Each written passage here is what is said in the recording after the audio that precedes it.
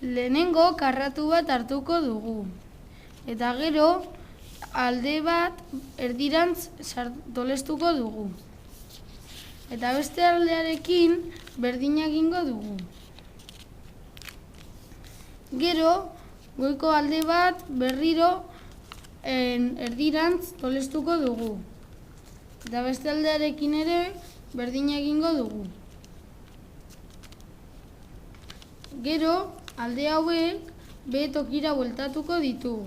Eta lehenengo tolestutako aldeen puntak uste zuen bezala pixka bat horrela tolestuko ditugu. Eta gero goiko aldeak berriro bere tokian jarriko ditugu. Eta honela. Beste aldearekin ere berdina egingo dugu.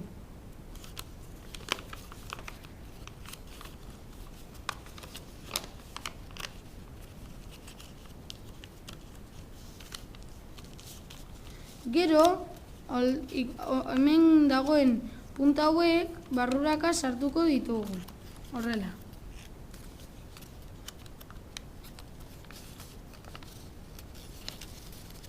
Atzeko alde hau puntaraino eramango dugu.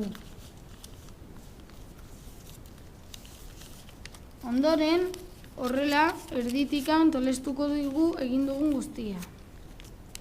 Eta azkenik, izatxa egingo diogu, pixka bat barruraka sartuz. Eta hemen dago gure balea.